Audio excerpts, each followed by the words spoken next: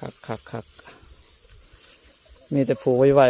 แล้วก็เอาพักขะแยงมัดแอวโอ้ยแม่ใหญ่นี่ เอาพักขะแยงมัดแอวโอ้เมื่อเฮ็ดแกงหน่อไม้บ่แม่ใหญ่บ่ลุงจักคนมื้อนี้ได้คนงานนี่ได้พี่น้องมาสวยนี่ได้หลายเติบเนาะ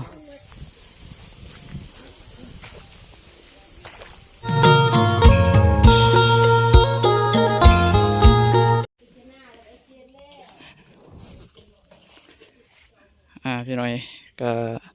มื้อนี้ลุงเพิ่นได้หาคนงานมาเก็บเกี่ยวเขาทำส้มก็ไหวพอสมควรทำส้มพุ่นแหละแต่นี่หอดพุ่นเลยพี่น้อยเกี่ยวไหวพอสมควรพี่น้อยพี่น้องทางบ้านเวียงไส้มาเก็บเกี่ยวทำส้มเดี๋ยวสิพาพี่พาน้องได้มาเบิ่งว่าเขาเจ้าเกี่ยวเขาเป็นจะได้พี่น้อยนี่แหละอันนี้เป็นพ่อนเขาเจ้าที่ได้เก็บเกี่ยวทำส้มพี่สีมาเบิ่งเขาเจ้าเกี่ยวเขาพี่น้อยว่าจะเป็นจะได้ไหวหรือบ่พี่น้อยหน้าไม้พี่น้อยก็เกี่ยวหยาบหน่อยจักหน่อยทำส้ม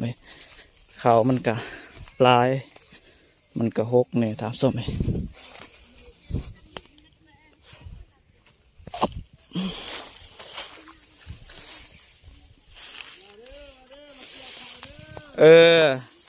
สิได้มาเบิ่งพี่น้อยคนละ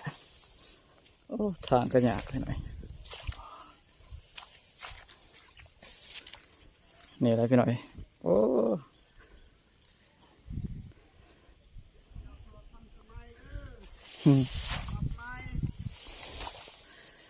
น้ำก็ลายเนาะน้ำยังบ่ทันบกหมดโอ้ยากลายเกี่ยวเขาก็ยากลุยน้ำลุยในพี่น้อยพี่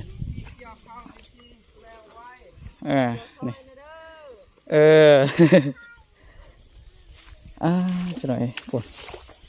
สบายลงนาเดียวแล้วเลยพี่น้อยหลายคนสีมัวแน่เนาะ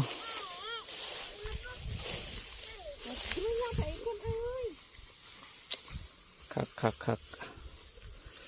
มีแต่ผูไวแล้วก็เอาพักขะแยงมัดแอวโอ้ยแม่ใหญ่นี่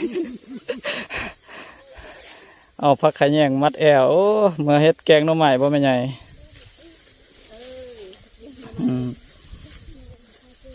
พี่หน่อยมีแต่ผูไวพี่หน่อยเกี่ยวเขา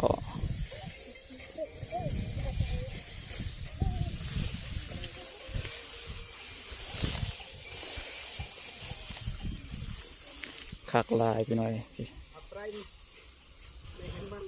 เกียดชุ่มซอนปวดแม่มันเกียดชุ่มซอนไปเลยไปเอาไปฆ่า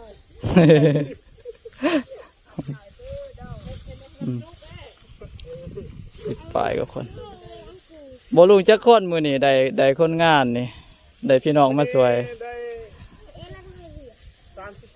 นี่ได้หลายเติบเนาะประมาณ30เพิ่นว่า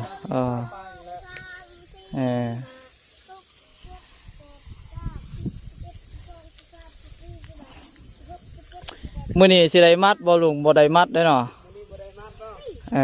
แดดบ่แห้งสิมันบ่อันนั้นแหละบ่เหี่ยวในเขาน่าสิเป็นมื้ออื่นมื้อฮื้อพุ่นแหละ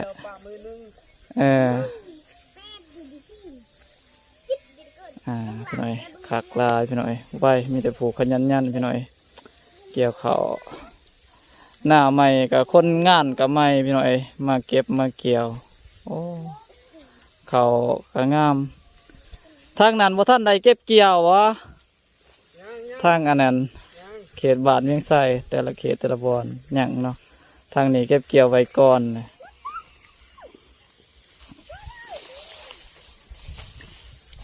พี่น้อยประมาณนี้ทำส้ม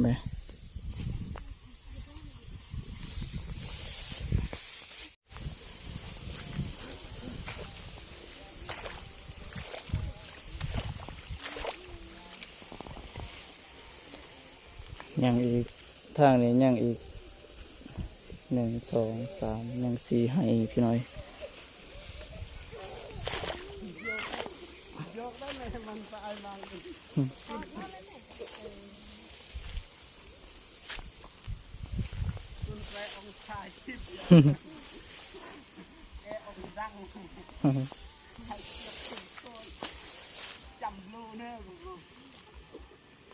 นี่พี่น้อยโอ้พี่น้อยขักหลายพี่น้อยก็มีแรงงานคนมีทั้งหญิงทั้งชายพี่น้อยมาเก็บมาเกี่ยวตามสมัยไว้พี่น้อยสำหรับคลิปนี้ก็ประมาณนี้ไว้ก่อนเด้อพี่น้อยนี่แม่นท่อนเขาของเขาเจาะพี่น้อยเก็บเกี่ยวเนี่ยเฮ็ดเนี่ยนี่พี่น้อยเกี่ยวกับยาวพอสมควรตามสมัย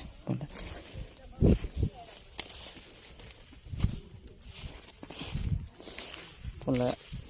ตอนนี้กับบ่ายโมงพี่น้อยเขาเจาะมาสวยเขาเจาะก็ขึ้นสวยทำส้มเลย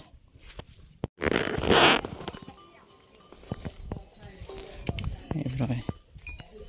พาพี่น้อยหมอขวดบุตรประหยัดทำส้มเลย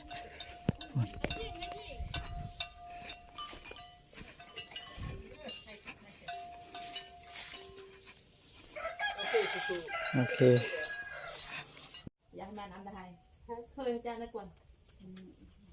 บอกเลยจ้า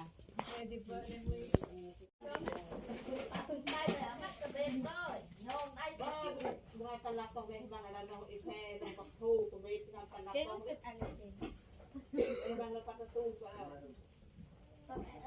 ยกตู้อะไรอันกระโดด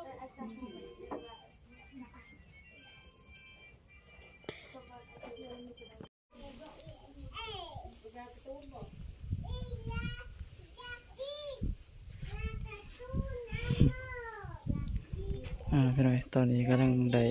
ลงมาพี่น้อยพุ่น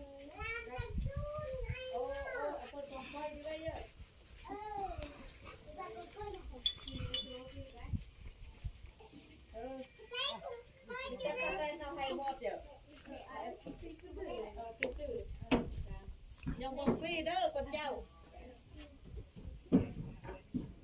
ก ำลังสิได้เริ่มพี่น้อยอันนี้จะเป็นฝากตอนแรกทำส้มเลย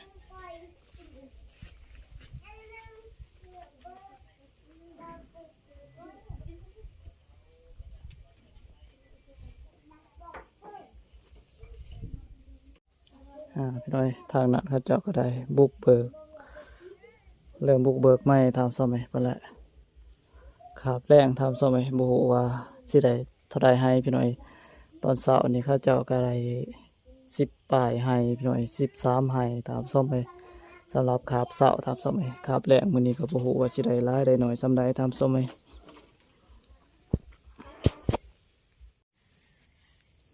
พุ่นเลยพี่น้อยทางนี้เขาเจาะก็เกี่ยวไว้พอสมควรพี่น้อยย่างอีกน้อยนึงพี่น้อยก็ทางนี้ย่างอีก6ให้ทำส้มเลยเขาเจาะเกี่ยวไว้เป็นไว้พี่น้อยมื้อนี้พุ่นได้หลายให้เติบเลยเนาะมื้อนี้เนาะเกือบสิได้20ให้บ่จักพุ่นเลยพี่น้อยเก่งพี่น้อยพี่น้อยตอนนี้เขาเจ้ากำลังสิได้กาเกียมเลิกหรือว่าออกพักผ่อนทำสมัยกลับมือพุ่นแหละสิได้พี่น้อยบ่เห็นแจ้งปานใดพี่น้อยเพราะว่ามันถือกระทบกับแสงแดดทำสมัย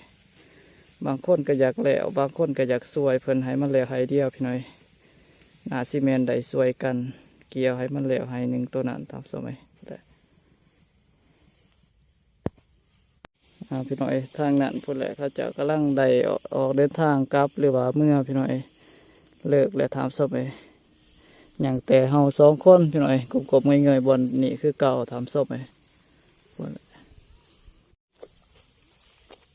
ะพี่น้อยทางนั้นพี่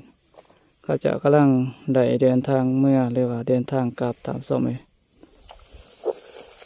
เลิกงานตอนนี้นะจะประมาณอยู่4 โมงครึ่งทำสมัย4 โมงครึ่งเขาเจ้าก็ได้เลิกงานหรือว่าพักงานเดินทางใกล้พี่น้อยสิเมื่อหอดน้ำกงหรือว่าบ้านเวียงไสเพื่อทำสมัย